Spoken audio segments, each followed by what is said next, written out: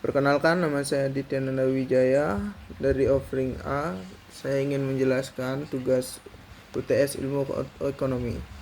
Seperti soal pertama, yaitu pekerja Amerika Jepang masing-masing dapat memproduksi 4 mobil per tahun.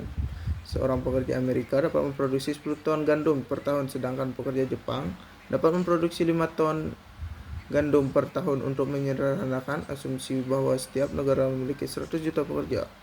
Untuk yang A, untuk situasi ini dapat dilihat dari tabel berikut, ya. Dan yang B, gambarkan batas kemungkinan produksi untuk ekonomi Amerika dan Jepang. Dengan 1 juta pekerja dan 4 mobil per pekerja, jika salah satu ekonomi dikhususkan untuk mobil, itu bisa menghasilkan 400 juta mobil. Karena seorang pekerja di Amerika dapat menghasilkan 10 ton biji-bijian, jika Amerika menghasilkan 5 ton biji-bijian. Jika Jepang hanya menghasilkan biji-bijian, maka akan menghasilkan 500 juta ton. Ini adalah penyadapan dari batas kemungkinan produksi yang ditunjukkan pada gambar. Perhatikan bahwa karena trade-off dapat mobil dan biji-bijian adalah konstan, batas kemungkinan produksi adalah garis lurus. Contoh tabelnya seperti di sini. Dan soal yang C, bagi Amerika Serikat, berapakah biaya peluang untuk membeli mobil, untuk membeli gandum? Bagi Jepang, berapakah biaya peluang yang untuk membeli mobil, untuk membeli gandum? Masukkan informasi ini ke dalam tabel yang mirip dengan tabel berikut. Nah, seorang pekerja Amerika memproduksi 4 mobil atau 10 ton biji-bijian. Biaya peluang satu mobil adalah 2/2 ton biji-bijian yang dibagi 10 dibagi 4, karena seorang pekerja Jepang memproduksi 4 mobil atau 5 ton biji-bijian. Biaya peluang dari satu mobil adalah 11/4 ton biji-bijian, yaitu 5 dibagi 4. Demikian pula, biaya peluang Amerika 1 ton biji-bijian adalah 2/5 mobil dalam kurung 4 dibagi 10, dan biaya peluang Jepang 1 ton biji-bijian gandum adalah 4/5 mobil dalam kurung 4 dibagi 5. Ini memberikan tabel seperti ini, seperti berikut. Dan yang D, negara mana yang memiliki keunggulan absolut dalam memproduksi mobil, dan negara mana yang unggul memproduksi gandum?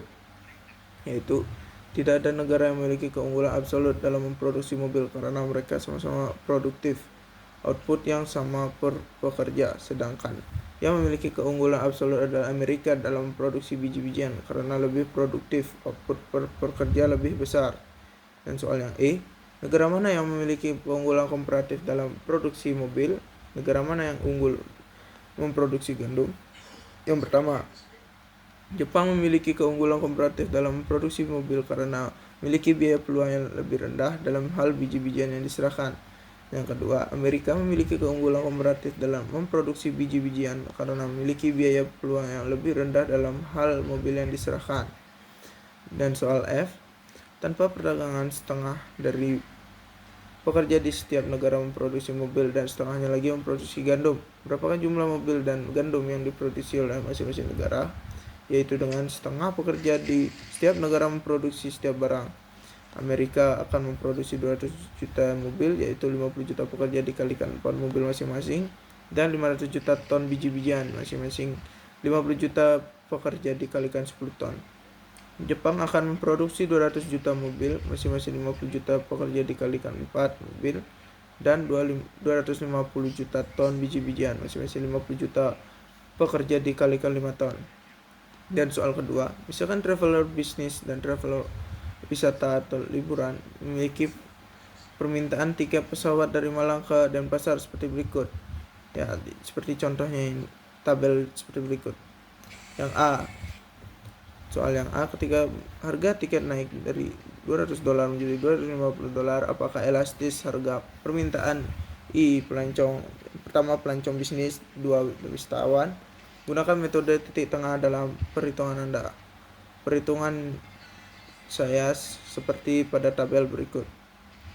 Dan yang B, mengapa wisatawan dan pelancong bisnis mungkin memiliki elastisitas yang berbeda?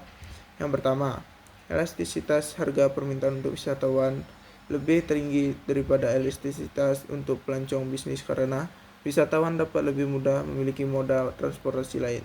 Yang kedua, semakin banyak substitusi yang tersedia untuk suatu produk, maka elastisitas untuk produk tersebut akan tinggi di sini.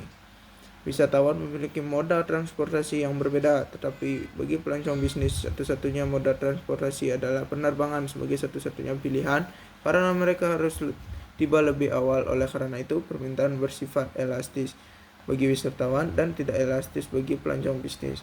Sekian dari penjelasan saya. Terima kasih.